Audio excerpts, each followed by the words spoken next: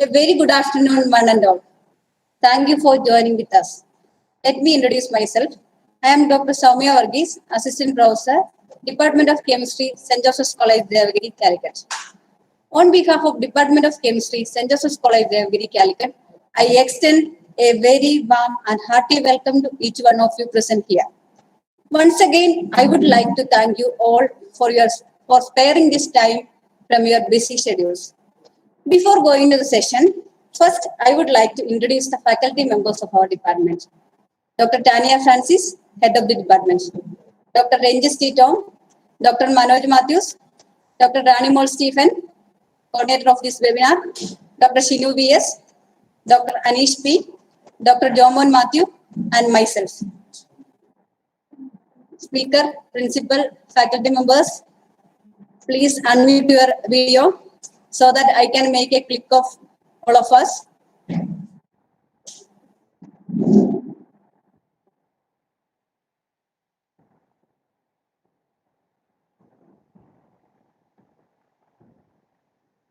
Okay.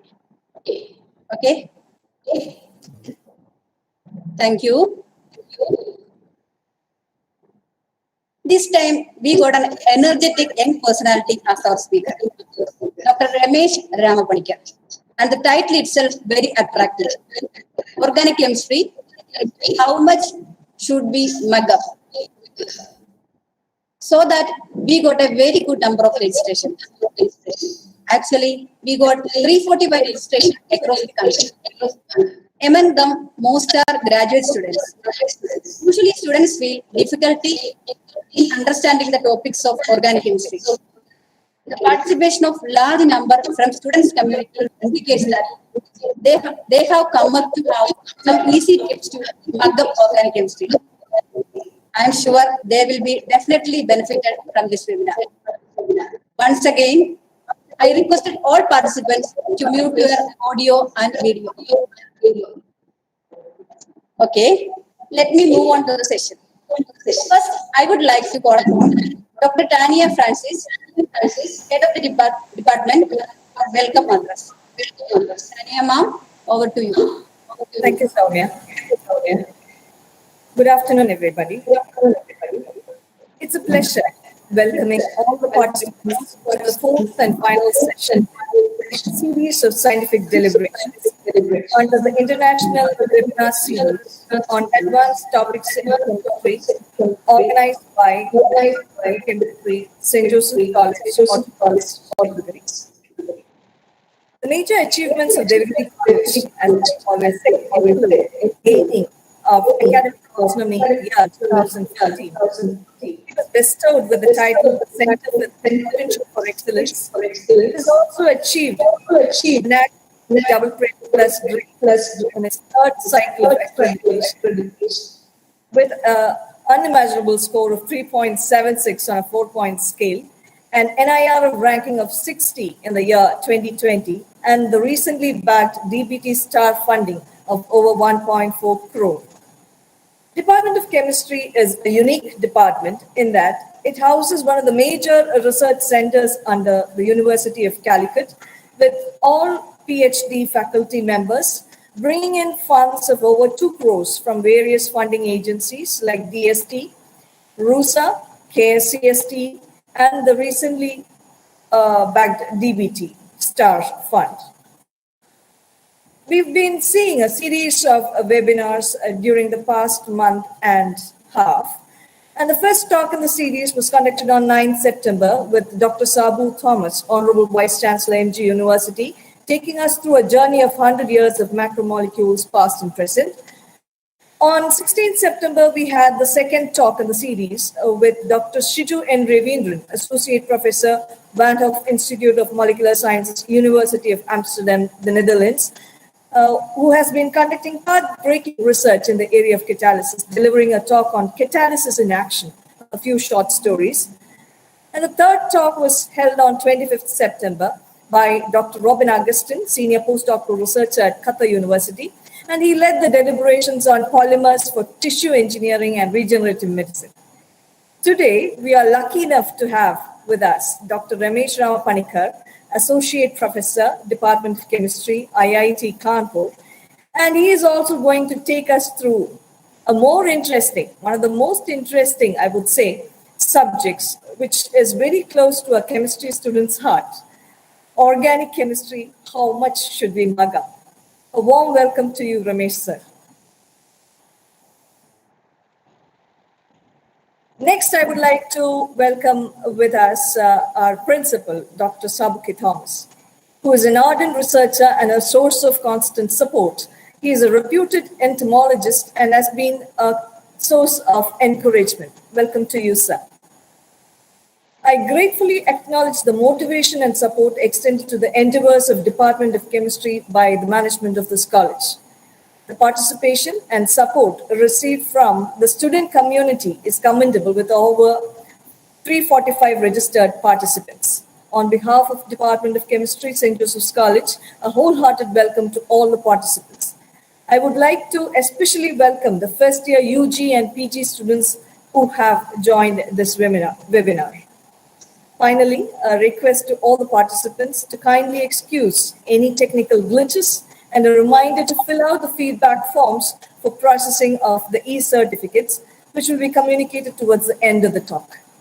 With a note of thanks to the coordinators, Dr. Ranimol Stephen and Dr. Saumya Verghese, I once again welcome each one of you on behalf of Department of Chemistry to the fourth talk in the International Webinar Series on Advanced Topics in Chemistry. Thank you. Thank you, Tanya ma'am. Next, I would like to invite Dr. Sabuki Thomas, Principal, St. Joseph's College, Devagiri, to address the webinar. Sabu sir, please. Very good afternoon. Dear Chief Guest, Professor Ramesh Ramapanicker, Dr. Rania Francis, the head of the department, and Dr. Saumya, and other faculty members of the department, and the chemistry scholars from different places in and around Calicut, and also could be from other places. And as a principal, it's a pleasure to see the chemistry department, and relate for me also to see the chemistry department is running a webinar series, and they are able to bring in a vast array of topics, plus very well known, international reputed scientists of working in this chemistry field to this particular for the seminar. So it all, as Dr. Tanya was telling, start with Dr. Sabu Thomas. Then came Dr. Shiju Ravindran of University of Amsterdam. Then Dr. Robin Augustin from Qatar University. And I'm a little sad to hear it is ending with Professor Ramesh Ramapanicker, because this could be the end of the series, as she was telling. Okay. So, yeah, it's a pleasure, and as I said, it's a delight for me also, because the young minds of Devagiri College, I know that all of them are attending it. We attract the best in the region with our A++ status and all. We get very good students for all streams of science, and specifically for chemistry also. So definitely there is a very good young audience keen to listen to Professor Ramesh Ramapanicker. I'm extremely happy to tell you that. And they will be quite thankful to you also, because they're all getting an opportunity to listen to people like you. And I can assure you, your precious time, it will not be wasted. And the students will be keenly listening to you, and they will be getting ideas, and then they will be able to plan their future. So thank you very much for accepting the invitation from the department, and kind enough to spare your precious time for this Arts and Science College students, the program of this college, so organized by this college. Thank you.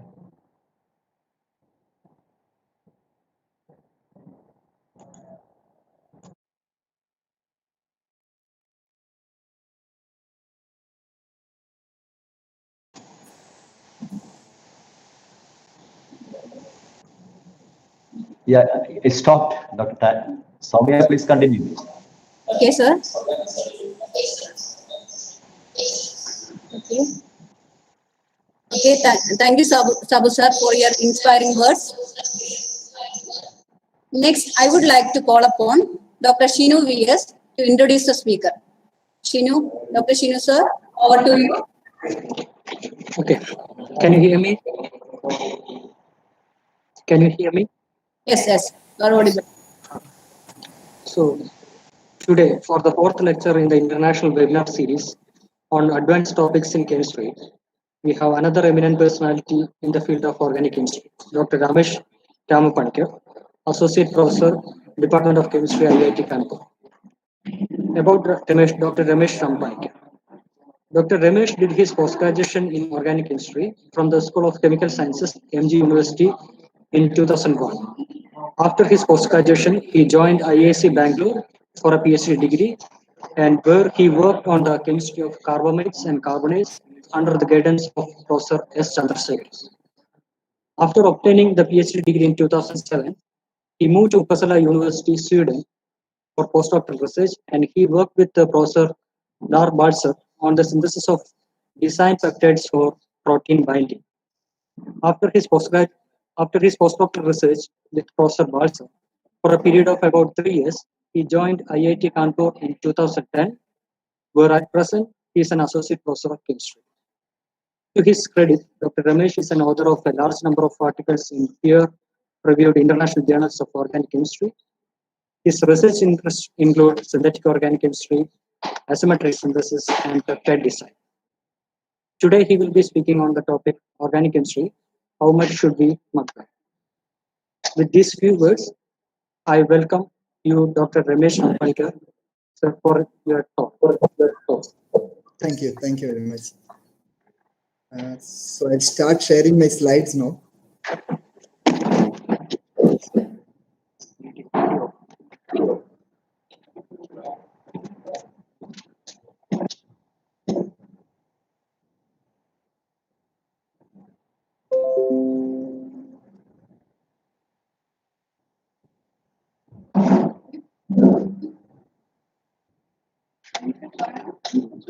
Okay.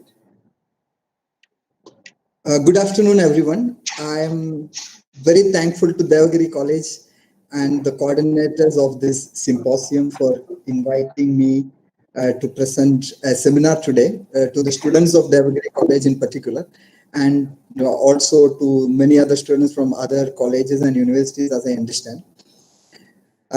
I thank Dr. Ranimol Stephen, first of all, because she was the one who contacted me, and also Dr. Soumya Varghese, for organizing this webinar series. And from the list of speakers and the topics that have already been covered, I understand that it was quite an engaging webinar series that you are having. I thank Dr. Sabuke Thomas, the principal, for supporting the chemistry department in carrying out this kind of a webinar series and other academic activities. Now, Devagiri College is very close to my heart in the sense that I knew about Devagiri College for the last 22 years, probably. It's because I have some of my very close friends who have studied in Devagiri College, who continue to be my friends. And currently, I have very close friends who are faculty in Devagiri College. Dr. Renjisti Tom was a very close friend, is a very close friend of mine. We were together during our MSc. So it is always a pleasure to be talking in front of the faculty and students of Devagiri College. When I was contacted to give a lecture in this webinar series, Ranimol gave me two options. So one of them was either to talk about my research or to talk about something that would help students understand organic chemistry, learn organic chemistry better for competitive examinations. This is what he told me. I understand that it is a big issue because normally what happens in most of the competitive examinations, students who do well in organic chemistry are the ones who score well. And so if you ask people who qualify CSIR exams or GATE exams, most of them would tell that they had a fair share of answers correct in organic chemistry. So therefore, if it happens to some of the students that they find organic chemistry difficult, then they would probably score in many of these competitive exams quite poorly. So I thought I would rather talk on a topic that deals with organic chemistry in general And the reason is this. So if I have to talk about my research, I personally prefer it to be on a seminar where I can see the people whom I am talking to, so that I can understand how much I am engaging the audience and probably how much they understand or they value the research that I do. So therefore, I can tune my talk accordingly. While I am talking onto a screen as I am doing now, it makes much of a sense to be talking about organic chemistry in general, which is the closest thing to my heart, and which is why most of the people are attending this seminar, because organic chemistry is close to them. So I thought of taking up this, putting up this title, Organic Chemistry, How Much Should We Mug Up? Because right from the time I started learning organic chemistry as a subject, that is in my 11th and 12th, I've always been hearing that organic chemistry is all about mugging up a few things. And if you're good in mugging up, you score well. And those who do well in organic chemistry are the people who know a lot of things by heart. So what I did while preparing for this lecture, I just had a Google search on the name reactions that students of 11th and 12th standard learn. So I came up with a list of 30 reactions. There are more, but 30 important reactions that are listed here. So what it tells is, if you want to do organic chemistry well up to the level of 11th and 12th, you probably have to learn these 30 reactions by heart, the reagents used in them, the substrates that are reacting in these reactions, and so on. If any of you go through this list, it is actually quite intimidating, and not all reactions are very easy. Some of them are very common, like Grignard synthesis, for example. But there are others which are not so trivial or which are not so easy and which are extremely difficult to remember. So a student who does well in organic chemistry in 11th and 12th has probably by-hearted all these name reactions. They know all these name reactions by heart. Some of them have by-hearted them, some of them have learned them by understanding the reactions a little better. In the end, everybody has mugged this up. So then when I thought, because I know this, I would also have a look at what are the formulae that physical chemists would learn while learning 11th and 12th, or the formula in physical chemistry that is used for 11th and 12th chemistry. So while I searched that, I was not daring enough to list those, but I found that the list is even bigger. There are more than 30 for sure, the number of equations and number of formulae that you learn in physical chemistry. And a large number of constants too. But in many exams, the constants are given, so it helps. But however, there are a large number of equations. And you need to remember these equations if you want to do well in physical chemistry. As in the case of organic chemistry, you need to remember these 30 reactions or more, a little more. But in physical chemistry, you have a large number of equations to remember. Then the question is, why does organic chemistry get all the blame? So you learn in physical chemistry, you learn in organic chemistry, you learn in maths, you learn in physics, and in everything you remember equations. And in organic chemistry, you remember reactions. But organic chemistry is the one that is always being discussed as the topic that requires by-hearting or mugging up. Now, to go further, what I did, I put these subjects, which when a student passes from 10th and start taking +2, the subjects that they learn are maths, physics, chemistry, and biology. And I put them in this order for a reason. So if you look at the extreme left side of mine, you would see maths is a quantitative science, whereas biology is qualitative. What I mean by this is maths is based on equations. So if you know one equation, you can derive it into other equations. And most of the equations and most of the formula you can relate. So it is quantitative. You can build on them and you can learn it completely. But by the time you reach biology, it is all about names. It is all about things that you need to remember. But nobody tells a biology student that you have mugged up things. In fact, if you want to learn biology, you should by heart. There is no other way that biology can be learned. People learn about different kinds of flowers, different kinds of leaf forms and everything. And all of this requires that you learn the names and remember them. And physics and chemistry come in between. So while you move from maths to physics, you will find that the extent that you need to remember increases. And by the time you reach chemistry, it is little more. And once you are in biology, it is almost entirely remembering the things that you have read. Now, again, chemistry again split into two. So one of them is theoretical chemistry and another is organic chemistry. whereas experimental physical chemistry and inorganic chemistry would probably come somewhere in the middle. Theoretical chemistry is more close to physics or maths, or theoretical physics or maths, and whereas organic chemistry is closer to biology. And in theoretical chemistry, you learn equations and which are derived, whereas in organic chemistry, again, you are going to learn a lot of reactions that you by heart, just like you did in biology. So this is what happens.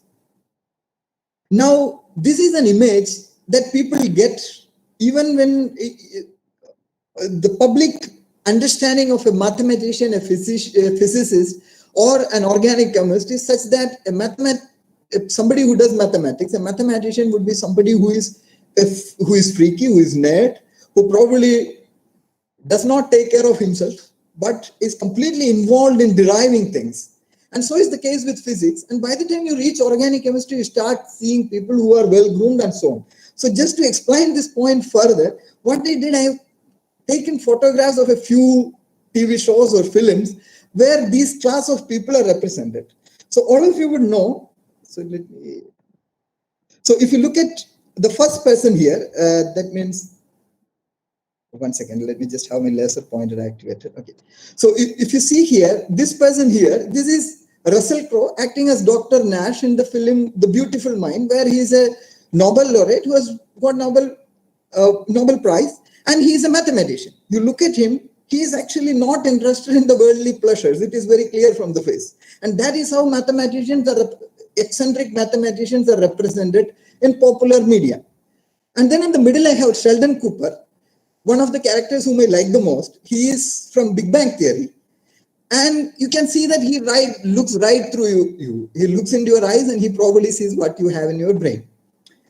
And he doesn't care how he looks. And he's an eccentric person. Whereas on the extreme right side, whom I have is Imran Hashmi from the movie The Body, where he's an organic chemist. And just to show that he's an organic chemist, I'm not sure how many of you can see this. There is a whiteboard behind him, and there are some organic chemistry structures. So if you look at the structure that is shown here, it is a structure of proline, and the structure is wrong in this one. So proline is actually a 5-membered ring where there are 5 atoms in the ring, but here you can see that it is a 6-membered ring.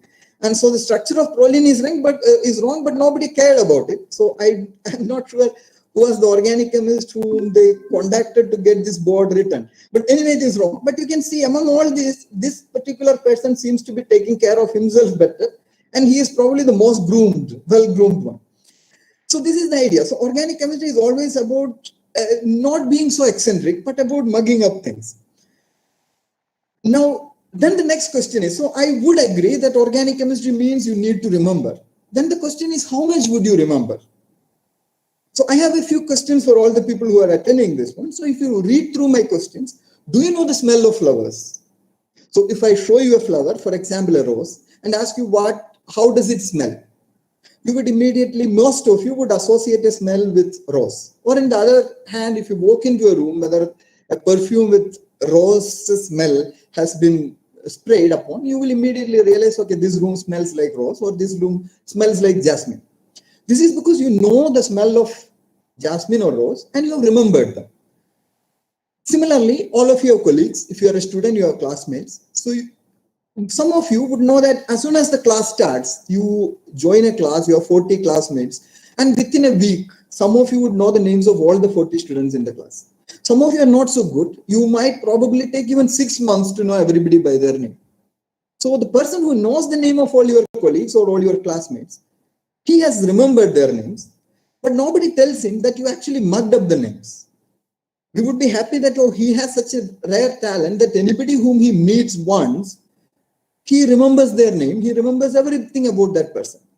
Now imagine I bring up a person and tell that this particular person is so talented that he can identify 100 flowers by their smells. You do not call him a person as somebody who has mugged up the smell of the flowers. You would call him as a person who knows these flowers so well that he can associate a smell with a particular flower. But then it comes to organic chemistry. The question is, do you know the structure of 100 organic compounds? So you can list a large number of organic compounds. You can start with benzene, you can go to cyclohexane, you have toluene, xylene, phenol, and so on. So there are a large number of organic compounds. So if you hear the name of an organic compound, can you associate a structure with that? Now, if you know 100 organic compounds along with their structures, have you really mugged them up, or do you consider it as knowing those molecules close to your heart? Now, the next question is, do you know 30 organic reactions by name so that you can pass +2 or you can pass an entrance exam by scoring high in organic chemistry? So along these 4 questions, you will suddenly start to realize that at certain point, knowing and understanding or knowing closely has changed into by hearting. Now, then why is organic chemistry getting a blame when 30 reactions has to be remembered, whereas knowing the smell of flowers never gets a blame for by hearting? So I can tell you this: when you take a flower and start smelling it and remembering its smell, it is your choice. You can either do it or you can not do it. That is up to you. Whereas when you are asked to learn 30 names of organic reactions, you have no choice, because you are going to be examined. You will be writing an exam where these organic reactions will be listed out to you, and you will have to understand them and probably write an answer based on your memory. So the last one is not a choice. It is something that everybody is supposed to do as long as you are taking science stream and learning chemistry. So that is where you have a problem. Now, physical chemistry required that you learn some formulae. Now, so a person who knows all the formulae in physical chemistry, if you are asked to tell me one favorite formula, you would probably tell me one, but you just tell it from your memory, but you do not associate any picture along with it. Whereas when it comes to organic reactions, you always have a picture of an organic reaction. So if it is Friedel-Crafts alkylation, for example, you would immediately have in your mind the picture of a benzene ring that is probably going to react with a cation. And so therefore, organic chemistry requires that it is more qualitative in nature. So what you remember or what you study by heart is more related to the smell of a flower. Smell of a flower is its quality. Similarly, organic compounds are qualitative. So if you would like to remember them, you have to remember them, and it is very difficult for you to tell somebody else what exactly are you remembering. Just like the smell of a flower, you cannot go and tell another person that the smell of jasmine is this unless you have a jasmine flower with you. So that is the same thing here. So there is a different level of learning that is required for organic chemistry and physical chemistry. So a person who does well in physical chemistry need not do well in organic chemistry, and similarly a person who does well in organic chemistry need not do well in physical chemistry, because these two require two character types. Just like one of your classmates is able to remember the name of all your colleagues within 2 days, whereas you might take 6 months to learn all of their names. So it is remembering, it is by hearting, it is mugging up. But the nature of by hearting or the nature of remembering is different, because one of the sciences, organic chemistry, is qualitative, whereas maths, physics, and theoretical or physical chemistry is more quantitative.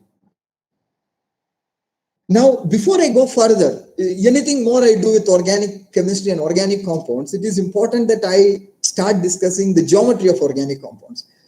So let me start off by telling you that organic chemistry is extremely simple, because it is all about carbon atom.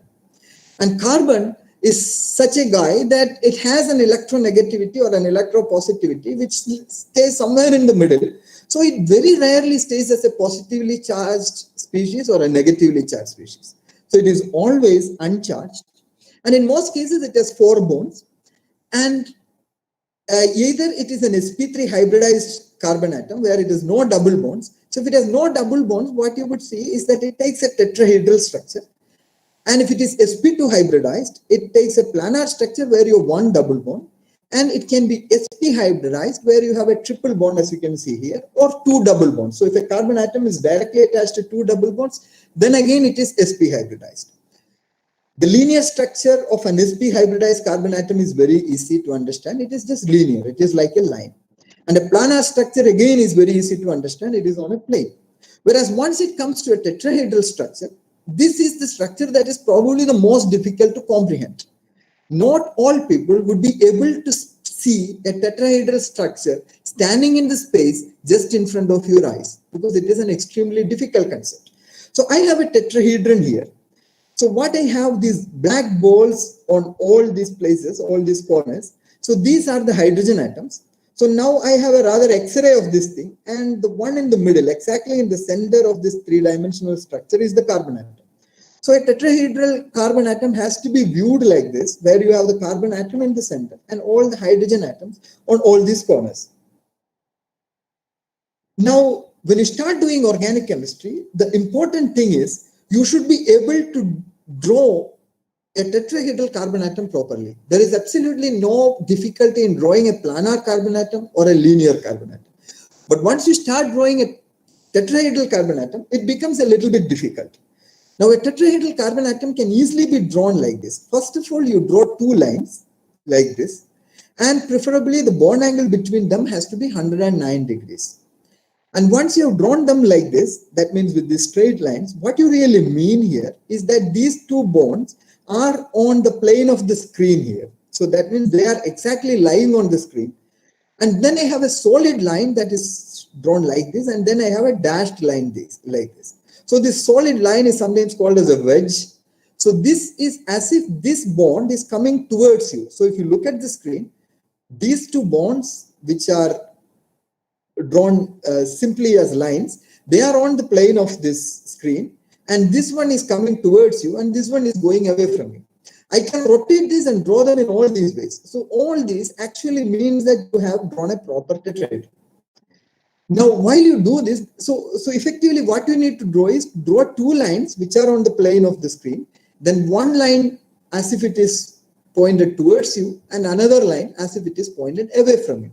Now, the angle between each of these lines, each of these bonds, are going to be 109 degrees. Now, if you can see this particular species in front of you in the air, standing in space, that means you can understand a tetrahedral structure better. But while drawing, most of the students especially make this mistake. They draw these two lines like this. So please follow my pointer here. So you draw two lines on the screen. Then you put one of these bonds pointing towards you and another going away from you. But the bond that is going away from you is happened to be between these two lines which are on the screen. So if you draw a structure like this, or if you draw a structure like this, where the bond towards you is between these two lines, then these are not tetrahedral structures. And if you draw them like that, while writing an organic reaction, for example, you would end up drawing a wrong structure, because if you draw like this, there is no way that you can have a tetrahedral structure in space in front of you. So this is actually a very skewed structure where the tetrahedron has been compromised. For those who are interested in organic chemistry, I understand that not all of you would be following organic chemistry so closely. So these three things I have drawn here, just to tell you that if you draw the lines the way I have drawn here, then you would get the configuration of the tetrahedral carbon atoms wrong. So you can see that in two of them, it goes in a clockwise fashion. Then I go from 1 to 2 to 3. Whereas in the third one, it goes in an anti-clockwise fashion. So if I assign the configuration of R and S to these molecules, although they are the same molecule, you would end up getting a wrong configuration for this. So that tells you that you can never draw a tetrahedron this way. Now, the other thing is that the structures need not always contain two bonds on the plane of the bond. The tetrahedron can also be drawn in any of these ways. But when it all comes to viewing this structure more clearly. So now, why did I tell you this? Is rather than remembering all the organic chemistry that you have remembered, all the named reactions that you have remembered, seeing a tetrahedral carbon atom in space is more important. Now, many of you have gotten through to organic chemistry. Many of you have taken BSc chemistry or MSc chemistry because you did well in your +2. You liked chemistry because you could remember all those reactions.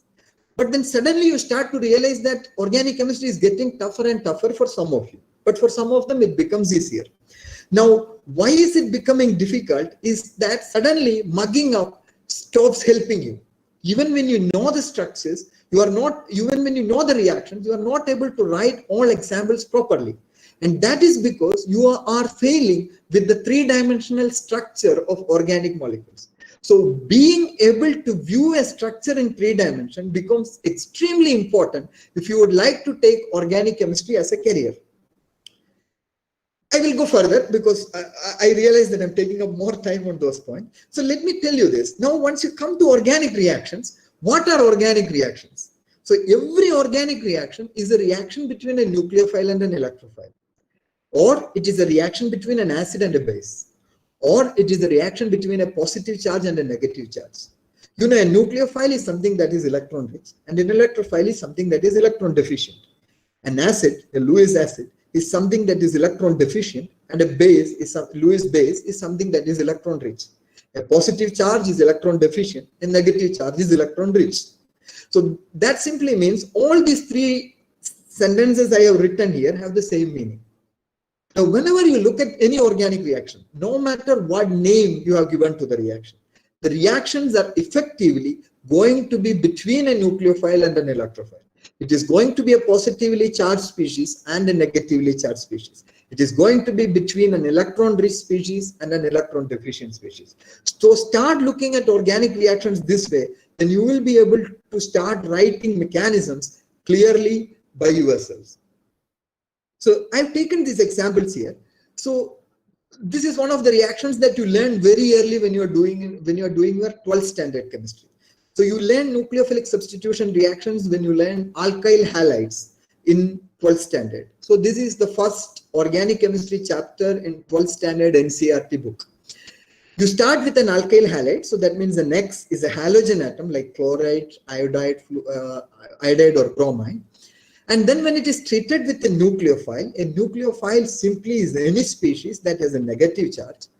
You end up getting a reaction like this where the halogen atom, the X, is replaced as an X minus, and the nucleophile with its negative charge has now gotten bonded here. So this is what it means. It means there is a substitution of X with Nu. So this is a very simple reaction. All of you know this. This reaction happens in 2 different ways. One of them is SN2 reactions, where the nucleophile attacks and the X goes in such a way that at some point the carbon atom is attached to both the nucleophile and the X together, and as the X starts to leave, this bond between the nucleophile and the carbon atom start becoming stronger and stronger, and while this pink bond becomes stronger, the green bond becomes weaker, and at the end of the reaction you have a nucleophile attached to the carbon atom and the X has completely left the carbon atom. So this is a substitution, and this reaction is called SN2 because both these species, that is the nucleophile and this alkyl halide, are together involved right from the beginning of the reaction. So the 2 stands here for bimolecular. That means the reaction uses both the molecules to start the reaction. And the second one is an SN1 reaction, where when the reaction starts, only one of the species, that is the alkyl halide, is present. So this guy, the alkyl halide, just gets dissociated without even the nucleophile approaching it, and gives you a positively charged carbon atom, which is sometimes called as a carbocation. The more correct term is a carbenium ion, but you can call it as a carbocation, which means it is a cation having a carbon atom. So a carbocation here, and the X minus, which is the halide that has come out. This is a very slow process. So if this can happen faster, then a nucleophilic substitution of this kind takes place. And once you have gotten the positively charged species, then this one reacts with the nucleophile and gives you the substituted product. So in one of them, both the species, that is the nucleophile and the alkyl halide, are present in the reaction right from the beginning. There are no intermediates. Instead, you have a transition state which looks like this, and finally you have 2 products. One is X minus and another is the substituted organic compound. And in SN1 reactions, in the beginning, you have a first step where you generate a carbocation and an X minus, and then you have a second step where the carbocation reacts with the nucleophile. Now, what is interesting about this SN1 and SN2 reactions is it follows some stereochemistry. That means you look at this molecule here. Those who know configurations can assign this as this with an S configuration. You can see a bromide here. And what happens in the first step, like I told before, the Br goes out, gives you a Br minus. That is what happens in an SN1 reaction. And what we get here is a planar compound, which is sp2 hybridized, and this is the carbocation. And the positive charge simply means there is an absence of electrons in one of the orbitals, which is represented as a p orbital here. Now a nucleophile, here I have chosen an alcohol as the nucleophile. The nucleophile then adds on to this p orbital. The nucleophile can come from the top and interact here, or it can come from the bottom and interact here. If the nucleophile comes from the bottom, then I get this molecule, which has the OR group, the H goes away, which has this OR group, which is downward. And if the nucleophile comes from the top, then I have this OR group, which is from the top. Now, if you look at your starting material and this compound here, you would see that Br is exactly replaced with an OR. The molecule has retained its configuration. That means from where Br has gone, an OR has added. So you can say that this particular compound is formed with a retention of configuration, whereas this one has resulted in an inversion of configuration. That means the Br went away and your OR group is now pointing downwards. This is because the RO group attached from the lower lobe of this orbital. So this makes perfect sense. So therefore, what would happen in this reaction is, if you do this reaction, both these things would happen with the same probability, and you would get a mixture of products where you have 50% of this and 50% of this.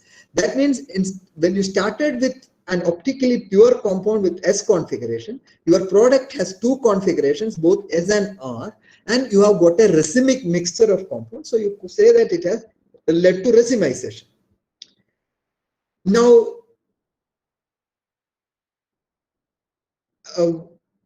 one second here.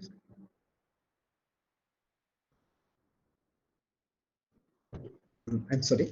Okay, so now while we are talking about the stability of carbocations here, so we have talked about carbocations. So let me go one step behind. I just got lost a little bit in between. I'm sorry for that. So when you take this intermediate here, you can clearly see that the intermediate here is a carbocation. So let us have a look at the carbocation in detail. So what you have here is a carbon atom that has 3 bonds, which you can see, and an empty p orbital.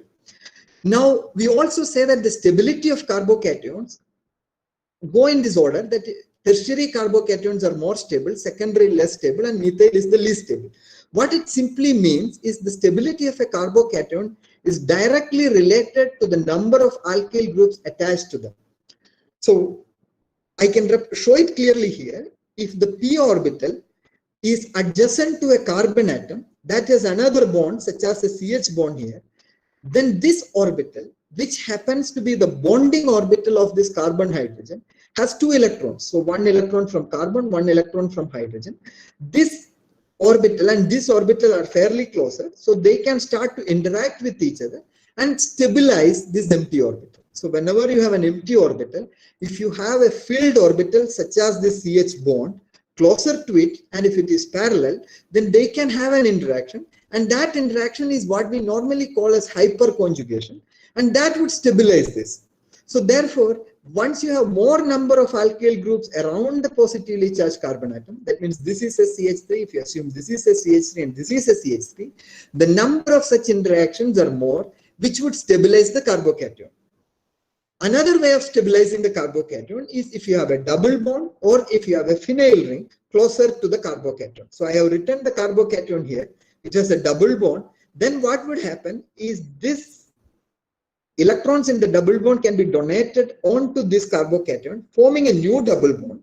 And the positive charge here has changed onto this carbon atom, because the double bond means 2 electrons. And those 2 electrons are now going to be between these 2 carbon atoms. And it has resulted in a new double bond and also a positive charge on one of these carbon atoms.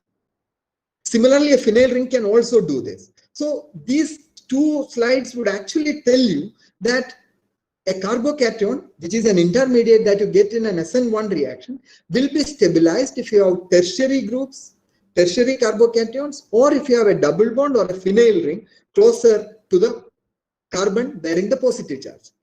Now, when I say this, it makes all sense. But now the question is, I would also like to put another set of structures here. So if you have a look at this particular structure here, this is almost the same thing. except that I have rotated this single bond such a way that, so in this structure, what I mean is one of the bond is coming towards me, another bond is going away. Whereas in this, all of them are on the plane of the screen. So when I have drawn the same molecules here, and all I did here is that before the double bond comes onto this, I have just twisted this. Now, let me ask you the question, all of you to answer yourself. Which of these sets are actually correct? So if you see, this is another representation of this, where I have rotated this bond and drawn this like this. So those of you know organic chemistry closer would realize that this is the correct way of drawing it. This is wrong. It is just because the p orbital on this one can interact with this double bond only if all these bonds are in one plane as I have drawn here. So if this group is pointing towards me and this group is pointing away from me, that means that my p orbital is on the screen, whereas the p orbitals on the pi orbitals on the double bond are actually not on the screen. They are perpendicular to the screen. Whereas in this structure, the p orbital is also perpendicular to the screen. The pi electrons in this double bond are also perpendicular to the screen. And only when they both have the same orientation, they can interact. So therefore, what I could say is this structure which I had on the left side is wrong. I can only draw a mechanism or a stabilization correctly if I do this. And now to understand this, what I needed to know is how the atoms actually occupy space and how my orbitals are occupying the space. Now I'll move on to SN2 reactions. We see that in SN2, so remember that in an SN1 reaction, you got both the products. That means if you started with S configuration, you had R and S products. Whereas if you do an SN2 reaction where the nucleophile starts to attack along with the leaving of the carbon X bond, then you always get an inversion in configuration. You do not get a racemization. You get only one product where the nucleophile will be added to the carbon atom in such a way that the carbon is flipping out. So if you look at all these three bonds here and consider this to be an umbrella, while the nucleophile forms this bond, all these three bonds are flipped over, just like your umbrella would do while it is in a windy situation. So this has resulted in an inversion of an umbrella or inversion of the carbon atom, giving you this structure. There is a reason why this happens. Here the nucleophile starts to react before the carbon X bond has left. Now, how do an organic chemist explain this? We simply say that when you have a carbon X bond, the anti-bonding orbital of the carbon atom, carbon X bond, is oriented opposite to the CX bond in this direction, and the nucleophile donates its electrons to the anti-bonding orbital. An organic chemist does not tell you what exactly is an anti-bonding orbital or which molecular orbitals are we talking about. We simply say that a carbon X bond has orbitals. It has a bonding orbital which has electrons between the carbon and X. It has an anti-bonding orbital which is away from the carbon X bond, and the nucleophile starts to donate electrons to that. And when the nucleophile starts to donate electrons to that, the bond order from the CX bond finally becomes 0, which would result in the CX bond to leave and start giving you this. So this is how an SN2 reaction can be explained better. So ultimately, the reaction would result in an inversion of configuration.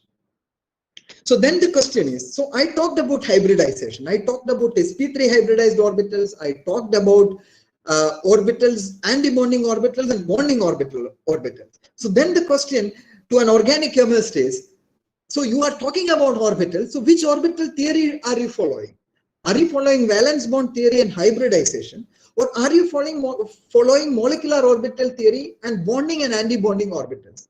So whenever a theoretical chemist talks to an organic chemist, the theoretical chemists start to flip out because the organic chemists would start mixing up molecular orbitals with hybridization, molecular orbitals with sp3 hybridized orbitals and their shapes. We would talk about bond angles as if it is entirely valence bond theory. We will talk about VSCPR repulsions and we will talk about everything. So it is a mixture of everything. So this is where an organic chemist starts to get messy. Now, is an organic chemist right in doing this? Or is a theoretical chemist right in finding fault with an organic chemist for using these theories mixed? Now the answer is, what are you going to do with your organic chemistry? Are you going to look at reactions, and are you going to explain them better? And if your entire effort is explaining an organic reaction, whichever orbital theory helps you at that moment can be used. All my theoretical chemistry friends here in the Department of Chemistry at IIT Kanpur, they tell me that hybridization does not exist. There is no hybridization. I say I know. Hybridization is an outdated theory which probably should not be used unless you are doing organic chemistry. Because as an organic chemist, I am more worried about explaining about the reactions I see. So I use an outdated theory because it helps me to explain what I see and what I do. If the physical chemist or a theoretical chemist or a theoretical physicist can come up with another theory that can help me in solving my organic reactions better, I am ready to replace orbital theory, valence bond theory and hybridization. But until I do not have such a theory available to me, and until molecular orbital theory with all its complications appear to be complex, I'm not going to use it. So what I really use is, I will use the term antibonding orbital, and I will still use it as a hybridized orbital, because using molecular orbitals with a local understanding of each carbon individually helps an organic chemist. So it is okay to mix up theories, provided your purpose is to explain your observations better. I'll come to that later. So quickly, I will go through a radical reaction. This is just to tell you that when I told you that all the organic reactions, the nucleophilic reactions and electrophilic reactions, all the reactions mean that a positive charge will react with a negative charge. Obviously, some of the students would have this doubt, what about radical reactions? In radical reactions, there are two radicals which are reacting with each other. There is no positive or negative charge. So let me just briefly go through this example. So this is an alkyl iodide reacting with an alkene, which results in the formation of an addition product such as this. So you can see that the R group just added across this double bond, the iodide completely went away, and you have a product such as this.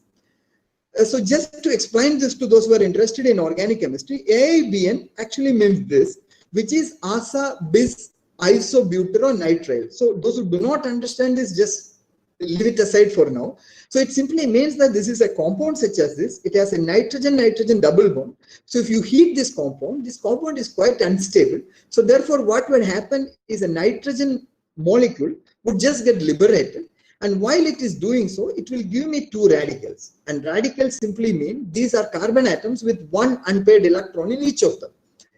Now, once I have these two radicals available to me, what this radical does is, so by ABN, I mean this one here. So once this radical is formed, so what this radical would do, H from this BU3SNH. So this BU3SNH here is tributyl tin hydride. So this radical takes away this H, and then it gives me a new radical, which is BU3SN dot, where SN stands for tin. So now what would this radical do? It will take an I from here, from iodide from here, and BU3SNI would come out, and the alkyl iodide has become an alkyl radical.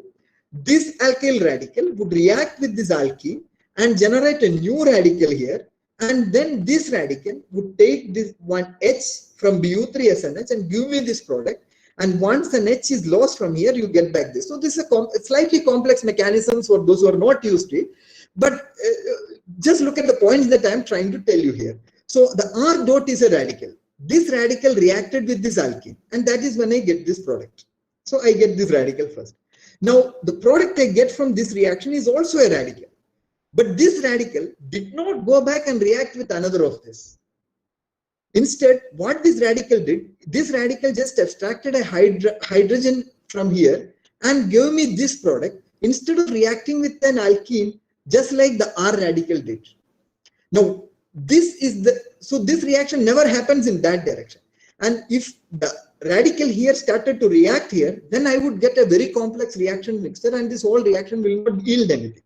Now, if you understand that an alkyl radical is electron rich, and this double bond is electron deficient because of the cyano group, that is the reason why this R adds on to this. And that is the reason why I get this radical.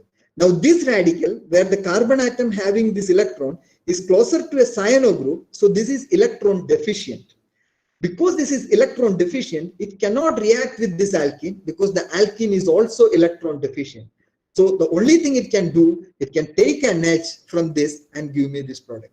So the entire reactivity here, although it is radical based, is controlled by the fact that some of the radicals are electron rich and some of the compounds are electron deficient. So the whole reaction is again between an electron rich species and an electron deficient species. So the things which I said earlier about organic reactions, that organic reactions are between electron rich species and electron deficient species, still holds true, even for radical reactions. So you will understand this if you follow this particular point here. Okay, now, so we take these things for granted. We have learned the structure of a tetrahedral carbon atom. We know what it means. We have decided to use orbitals the way we like.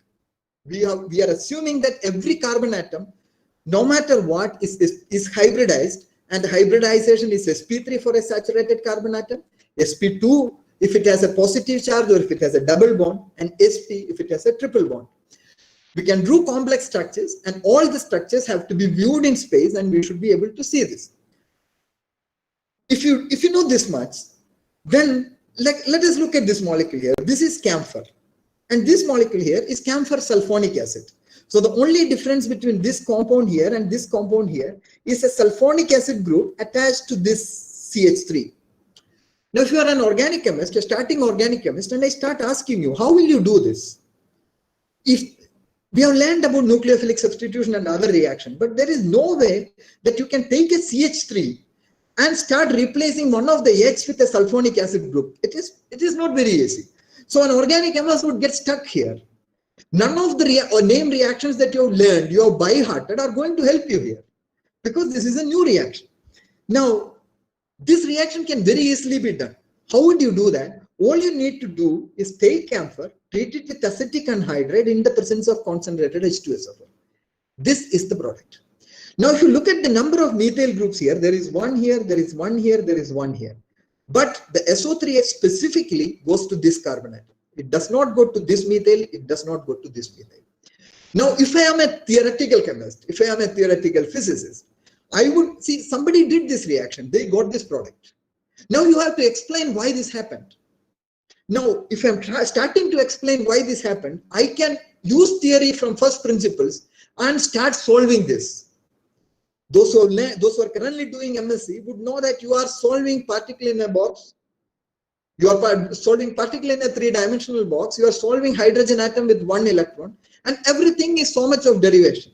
Now, if you would like to derive this particular reaction and come up with a reason why this product formed, you would spend your entire life only in this particular reaction and still will not get a theory that can completely tell you from first principle why this reaction happened. Chemists look at this reaction, gives you the mechanism. So this is the mechanism. It is by no means a simple mechanism, but this is what really happened. When I just took camphor and added two reagents to this, acetic anhydride and concentrated sulfuric acid, I got camphor sulfonic acid, which is a result of everything that is in this slide. Now, it looks extremely complex. Somebody who is not doing organic chemistry, this is the time you sign out from the meeting and go off, because this looks and makes no sense to you. But I told you that as an organic chemist, I remember only a few things. I look at a carbon atom as a tetrahedron. I try to see in which direction the orbitals are oriented. I know that a positively charged compound, a positively charged species would always try to react with a negatively charged species. So I take this compound, which is camphor. I treat it with an acid. That means I have an H+. The H+ in this molecule finds the most electron-rich species, which in this case is this oxygen, because it has lone pairs of electrons. So then what happens? I get a positively charged oxygen here. I get a protonated carbonyl group with oxygen having a positive charge, because oxygen gave its lone pairs to the H+. So this is the electron-rich species. So the H+ has gone and reacted with it. Now, the moment this happens, this carbon atom is now starting to feel a positive charge.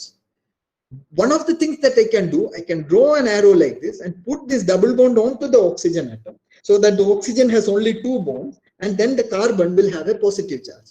A positive charge in a carbon means carbocations, which we were talking about.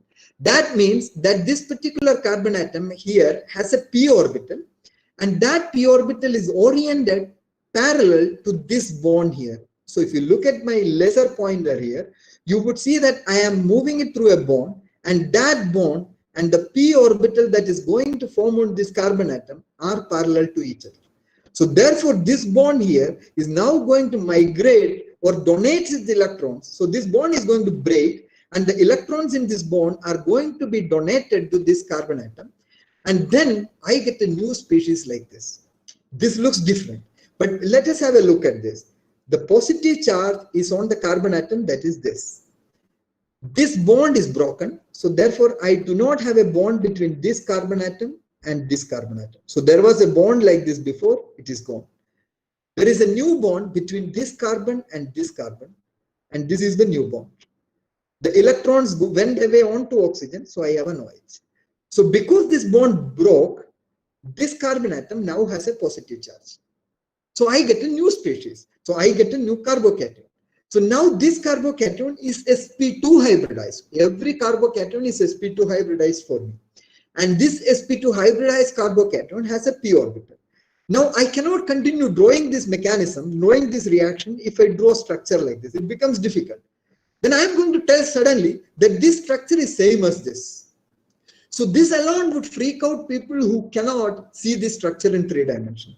How is this similar to this? Those who would know these structures by now would know that everything that I need to do here, let me try to take my pen here and then maybe I'll be able to draw it better.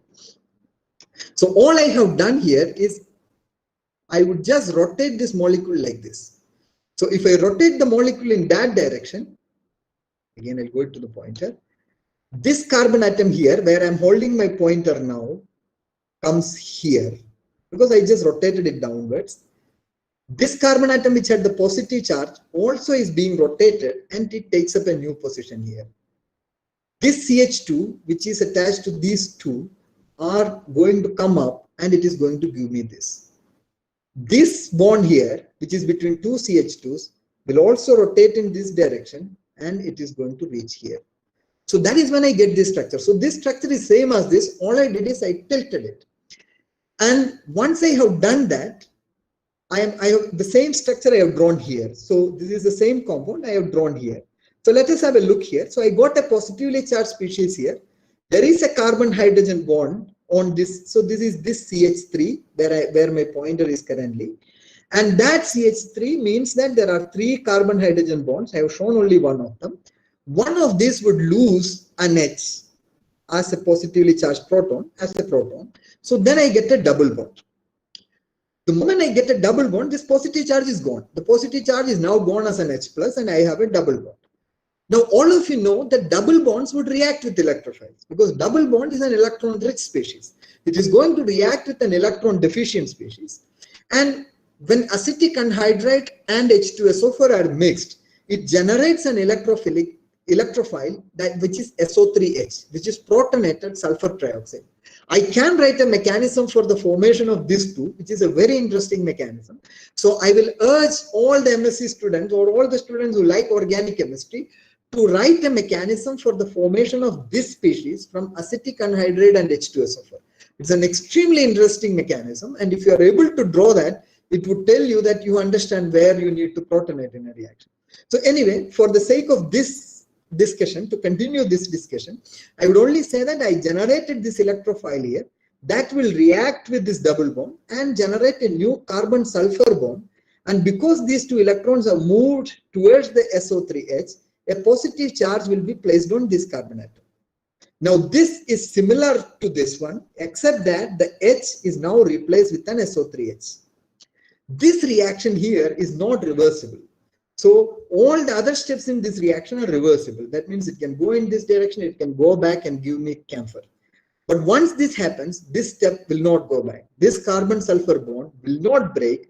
It is because SO3H is an extremely strong electrophile.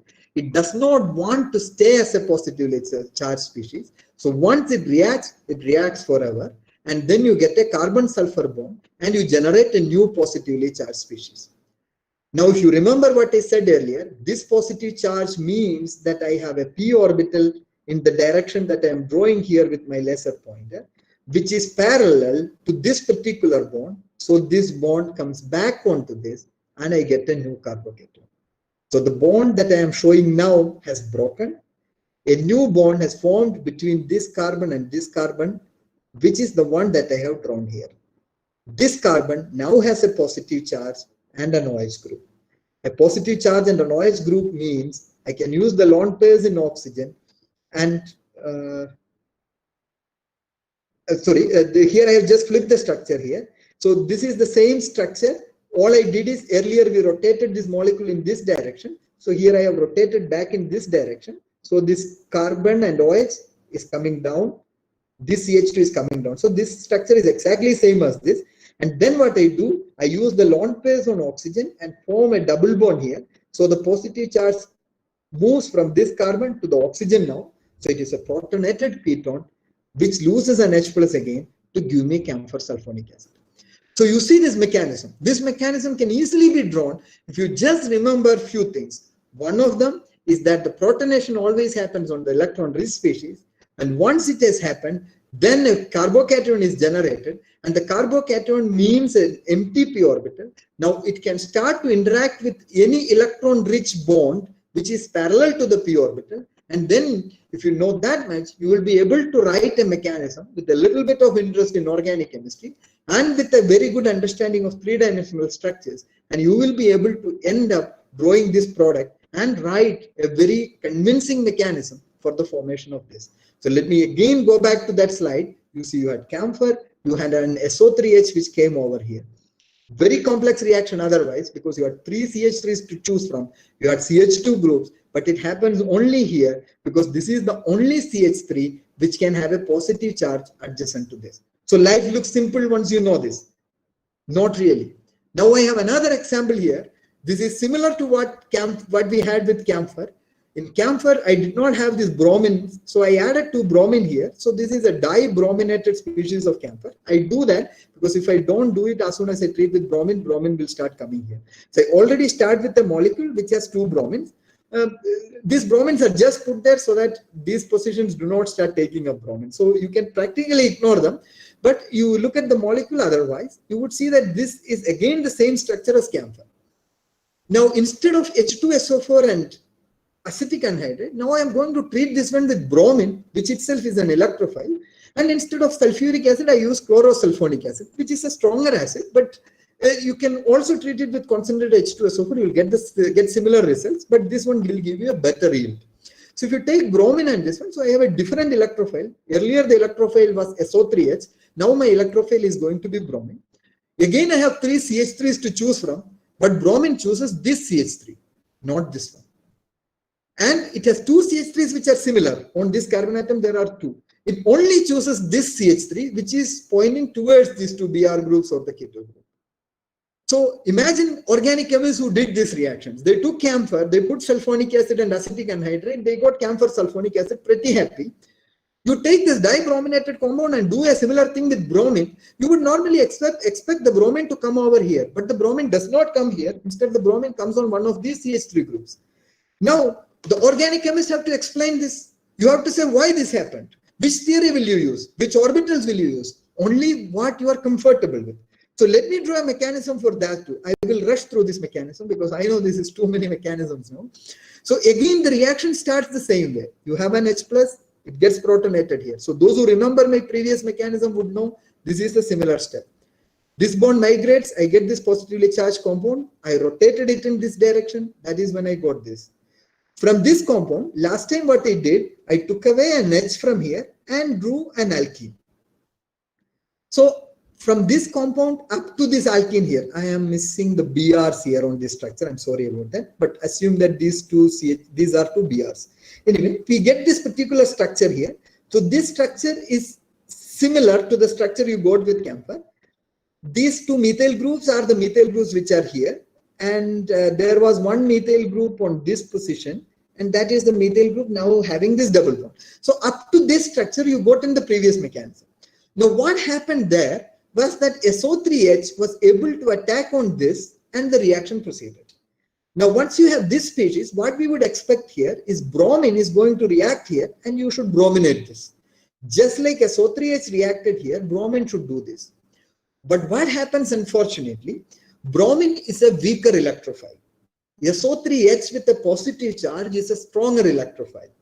SO3H will be able to react with this double bond because it is a stronger electrophile, whereas bromine, which is a much weaker electrophile, will never be able to react with this double bond and generate a positive charge on this center back, because once an electrophile reacts here, you generate a positive charge on the carbon atom here, which is closer to a carbon atom that is attached to an OH group. So as you need a stronger electrophile to generate this positive charge back here, a weaker electrophile cannot do this. So what happens? Therefore, this alkene will only react with the H plus that went out and give you back this one. It will not, so H plus here is a stronger electrophile than bromine. So therefore, what will happen? You will get back this species, not a brominated species. Once you get this here, I have this structure here. So this is the same compound here. And in this, I have drawn this p orbital clearly. This is the empty p orbital. If you look at this p orbital here, this p orbital is parallel to this methyl group. So the methyl group on the back carbon atom, this methyl group and this one are parallel, whereas this methyl group is not parallel. This bond is not parallel to the p orbital. This bond is. So the electrons in this can actually be donated onto this p orbital, and so just like this here, so this methyl group can migrate onto this and give you this species. So that means what happens is carbon-carbon bond breaks and the 2 electrons in the carbon atom are going to be given here. So along with that, this methyl group migrates onto this and you get a new positively charged species. So initially you had a positive charge here and the positive charge now moved here, and one of the methyl groups migrated to this. And now once you get that, this positively charged compound again gives you an alkene, and this alkene can react with bromine. The reason is, once this alkene reacts with bromine, you generate a carbocation, and that carbocation is not adjacent to a carbon atom with OH. If you generate the carbocation here, that carbocation is closer to a carbon with an OH, so there is an inductive effect towards this carbon, which destabilizes the positive charge on this carbon atom. Whereas in this carbon atom, there is no such destabilization. So therefore, what happens? This carbocation can form. But once it has formed, this carbocation and this carbocation are similar in energy. Therefore, this p orbital on this carbon is parallel to this methyl. So this methyl again migrates back onto this. See, this mechanism is little complex, so not all of you would be able to follow it very easily. I understand that. But just take me for granted here that this methyl group migrates onto this and you start making up a new positively charged species here. Now this one has resulted in something very interesting.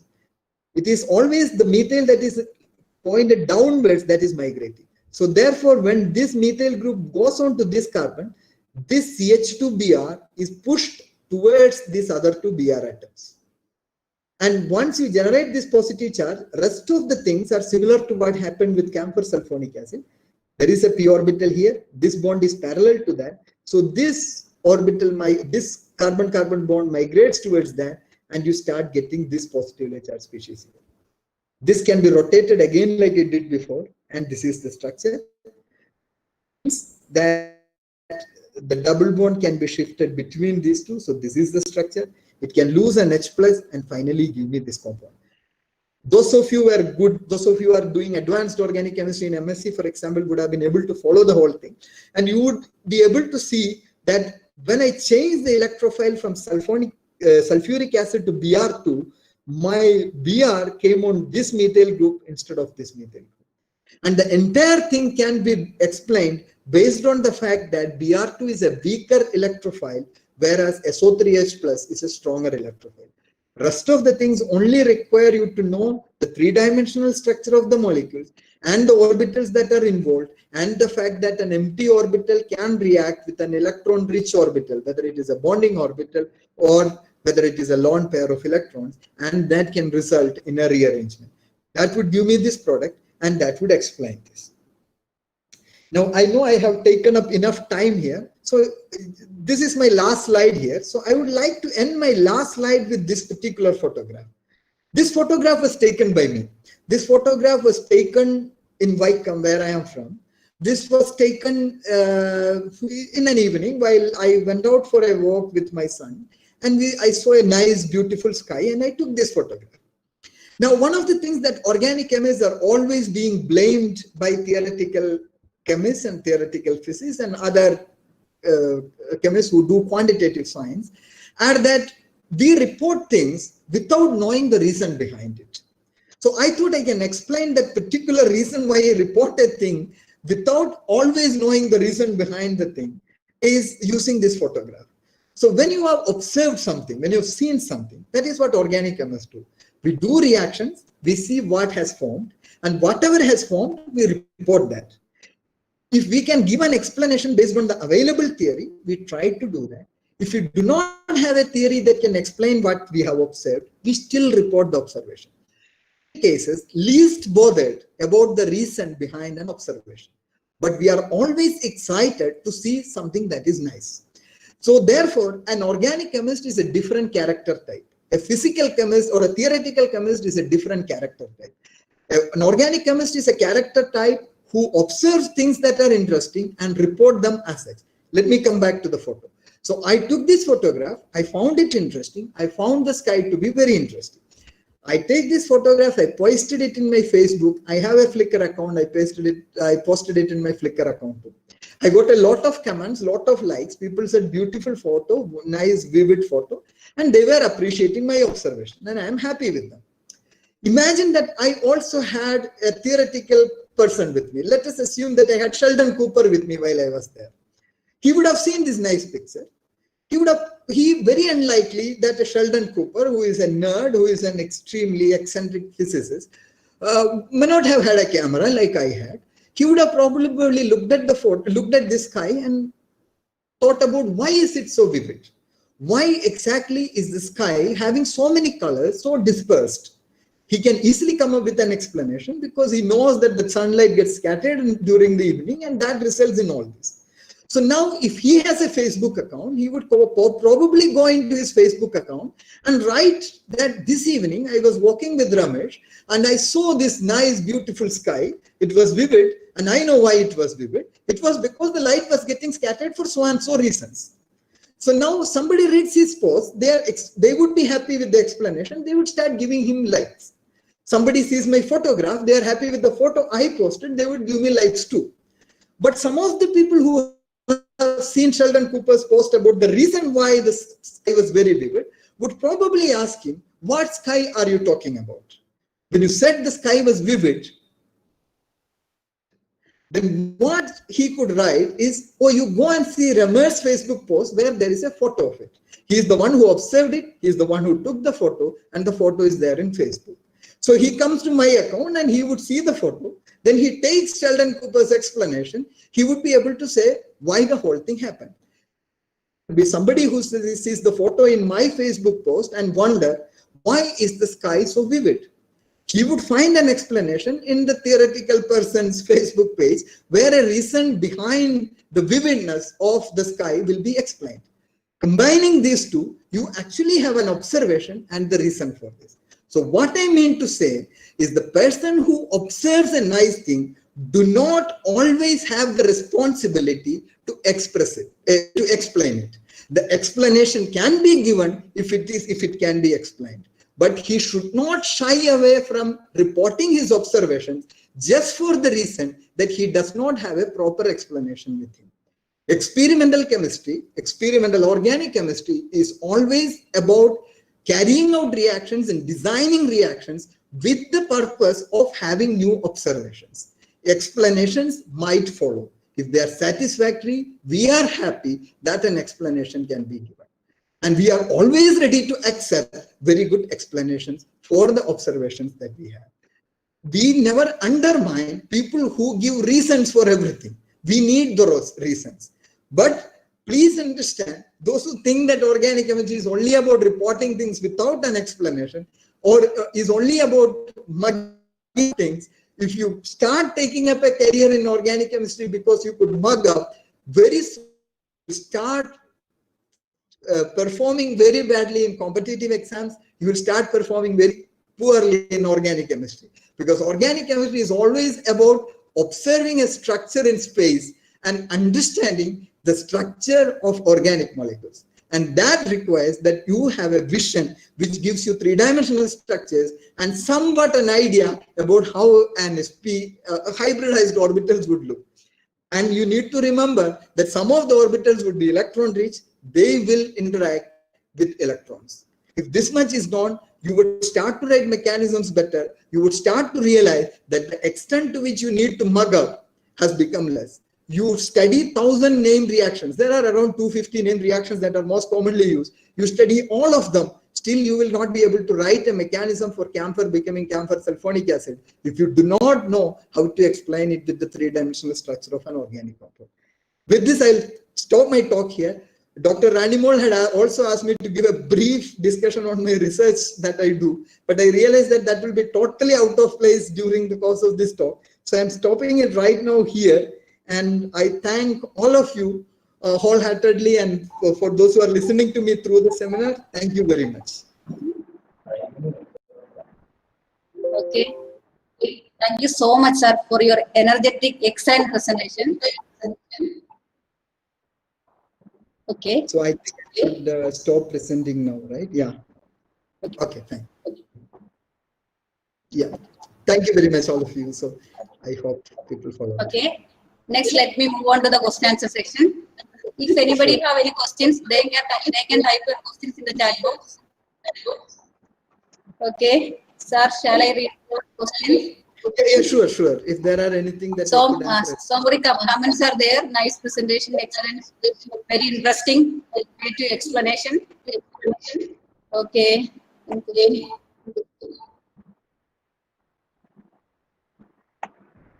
How the non-classical carbohydrate intermediate affect the unusual behavior of bicyclic compounds? Okay, so first of all, let me tell you that, see, this, I can clearly see that this is an organic chemistry student, probably doing first year MSc and having trouble with seeing all these non-classical structures, doing all sorts of rearrangements. Okay, so let me tell you this. A non-classical carbocation simply means that you have a carbocation and you have a bond with electrons adjacent to this positively charged carbocation, and these bond electrons are somehow interacting with the empty p orbital on a carbocation. Now it requires, for this non-classical carbocation to form, what is required is that the empty p orbital and the bond that is involved should be parallel to each other. So once you can see this much, then what happens is this bond electrons, the electrons in the bond. So the bond can be a double bond, it can be a single bond. These electrons and the empty p orbital, they will start to interact. So all together, you will have three atoms there. Two atoms which are forming the bond, and the third atom, third carbon atom, which is having the positive charge. So these three atoms have two electrons, which are the electrons in the bond. So what you really have is a 2-electron 3-center bond. And this 2-electron 3-center bond is what you call as a non-classical carbocation. And once you have this non-classical carbocation, the reaction can proceed in such a way that a new bond is formed, and one of the carbons which had the positive charge should get back with whatever nucleophile is attacking, that will attack on this. So that results in the rearrangement. So realize that every non-classical carbocation that you are talking about is a 3-atom, 3-carbon, 2-electron bond. And all these three are equally involved with this 2 electrons. And one of those carbon atoms would get the nucleophile. The bond will be formed between the other 2 carbon atoms. And that results in this. I hope I am clearing this. The next question, what is the role of antibonding orbital of living group? Okay. So this is something that we learn, and even in +2, some of the students start asking this question. When you have a carbon-bromine bond, a CBr bond, the bromine atom is the most electronegative, much more than carbon. But then why does the nucleophile attack the carbon atom? Why can't the nucleophile just attack the bromine atom and then form a nucleophile bromine bond rather than a carbon nucleophile bond? So what happens here is that when you have a carbon-bromine bond, we always know that the bonding orbital between carbon and bromine here is not symmetric. It can actually be written in such a way that the electrons are more towards bromine. That means if I take localized bonding orbitals of carbon-bromine bond, the bonding orbital is asymmetric because bromine has a higher coefficient in the bonding orbital and carbon has a higher coefficient in the anti-bonding orbital, which simply means that when I draw a CBr bond, the carbon atom has a delta positive charge and Br has a delta negative charge. And because carbon atom has a delta positive charge, in molecular orbital terms, it simply means that the anti-bonding orbital of carbon-bromine bond has a higher lobe on carbon atom and a smaller lobe on bromine atom. So therefore, the nucleophile, which is an orbital with electrons, would like to interact with the bigger orbital, which in this case is the carbon component of the CBr anti-bonding orbital. And this anti-bonding orbital of CBr is always oriented opposite bond. And that is the reason why the nucleophile goes and interacts with the anti-bonding orbital and gives you a new bond in that direction. So in order to have this explanation better, you need to understand what an anti-bonding orbital is or why anti-bonding in orbital of CBr is important. One more point just related to this, you would have also learned that when you learn about the reactivity of nucleophiles, you learn this thing that O minus is a better base and S minus is a better nucleophile. So if you go down the group from oxygen to sulfur, a negatively charged oxygen is a better base and a negatively charged sulfur is a better nucleophile. Why is it so? So remember this thing that nucleophilicity is a reaction of an electron-rich orbital with an electron-deficient orbital, which in this case is the anti-bonding orbital of carbon. So in sulfur, you have a more diffused orbital. So the electron-containing orbital of sulfur is more diffused. So it has a better chance of interacting with the anti-bonding orbital of carbon, carbon-Br bond, than the more centered orbital of an O minus. Whereas once it comes to the reaction with H plus, that is what basicity is. So instead of a carbon, if it is reacting with H plus, which is also a point charge, would react better with oxygen minus, with the orbitals of oxygen, because it gives you a more stronger bond. So in short, basicity is a thermodynamic behavior, whereas nucleophilicity is a kinetic behavior. And a kinetic behavior would be faster if you have more diffused orbital, and a thermodynamic property, a thermodynamic reaction, a reaction under thermodynamic control would be better if the net energy of the reaction is more favorable. That means you are able to form a stronger bond. And that is the reason why basicity is more for O minus and nucleophilicity is more for S negative, S minus. So all these things can be explained if you just look into the orbitals that react. And if you know that, you don't have to buy hard. You just need to know which orbitals are reacting. Thank you. Yes, sir. Another question from Anjana K.R. Is there any possibility of alkyl shift based on carbonium ion stability after the nucleophilic attack in the first reaction? Yes. So if you look at the camphor mechanism that I wrote, I drew that in the second case where the bromination was happening. There was a methyl group that was migrating. So methyl group is an alkyl group. So what you really saw there was an alkyl group migrating. It was a methyl group, it could have been an ethyl group, it could have been a benzyl group, and so on. So alkyl groups will migrate provided the carbon alkyl bond that we are talking about is parallel to the p orbital having no electrons. So the positively charged atom has a p orbital.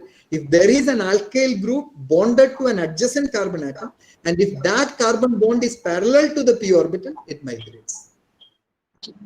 Sir, do you have any advice to the students who are preparing JAM examination?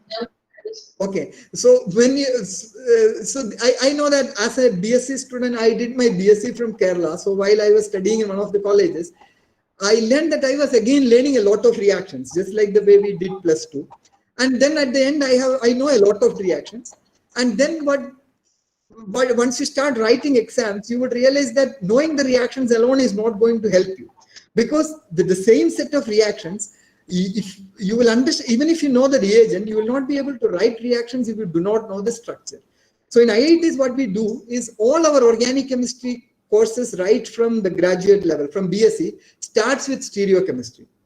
So the reason why we do that is understanding stereochemistry and structure of organic compounds is more important to do better in organic reaction mechanisms or organic reactions. So those of you who have been learning reagents and knowing a lot of reaction, you need to start looking at stereochemistry in detail and learning about stereochemistry of organic compounds and start looking at structures in space.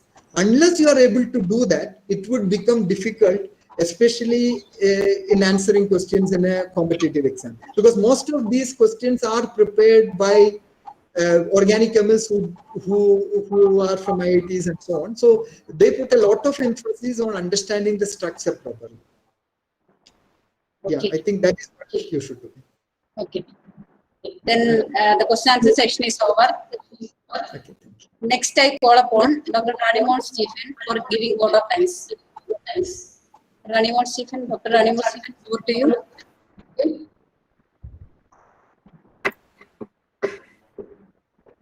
Excellent presentation, Dr. Ramesh. We got a lot of comments like you are one of the best organic chemists in India. Thank you, Dr. Ramesh. It was an excellent and a very informative session. So now I move on to my duty. So respected principal, Dr. Sabu K. Thomas, Vice Principal, Reverend Father Ando N.J., our guest of the day, Dr. Ramesh Ramapanicker, Head of the Department, Dr. Tanya Francis, teachers and participants from various colleges and institutes. Good evening to all. COVID-19 is playing havoc in our personal and professional lives. Due to COVID-19, all academic activities across our country have gone online. As it is not certain when this pandemic will be over, it is important to accept the new norm and get on with our business as usual. The only positive thing that has happened due to COVID-19 is that it has brought people who are far away nearer to us. The webinars has brought us together, which otherwise would not have been possible. As you are aware, we, the teachers of Department of Chemistry, initiated a series of webinars, and today is the concluding day of that series. We are happy that all the webinars were well attended and the participants benefited from the talks and discussions as evidenced from the feedbacks obtained. On behalf of Department of Chemistry, St. Joseph College, Devagiri, I take this opportunity to propose vote of thanks to those who have contributed to this webinar series. At the outset, I thank today's resource person, Dr. Ramesh Ramapanicker, for accepting our invitation. He was very busy on these days because three of his students are going to submit thesis. In spite of his busy schedule, he accepted our invitation. And thank you, Dr. Ramesh, for your highly informative talk. I am sure that the participants have benefited from this talk. Thank you, Dr. Ramesh. I also wish to place on record once more our gratitude to the earlier speakers, Professor Kanpur, Vice Chancellor of University, Dr. Calicut, University of Amsterdam, and Dr. Agustin from University of Qatar. I would like to thank our principal, Dr. Sabu K. Thomas, for his enthusiastic support during all the webinars. Thank you, sir. We are thankful to the manager, Reverend Father Bindu Joseph, and Vice Principal, Reverend Father Ando N.J., for all the support and motivation to conduct this webinar. Thanks thanks to Head of the Department, Dr. Tanya Francis, and all teachers in the Department of Chemistry for their unflinching support and help. A special thanks to my co-coordinator, Dr. Soumya Varghese. This series of webinars would not have materialized without the immense help of Dr. Jermon Matthew, who worked very hard behind the scenes. Heartful thanks to Dr. Jermon Matthew. I would like to thank our computer center and library staff for providing the facilities and technical support. I would like to acknowledge the financial support of DBT Star in conduct of this series. Our heartfelt thanks to all the participants, teachers, and students from various institutes in India and abroad for their active participation. We hope to see you all in our future webinar series. Thank you. Thank you. The webinar is over now.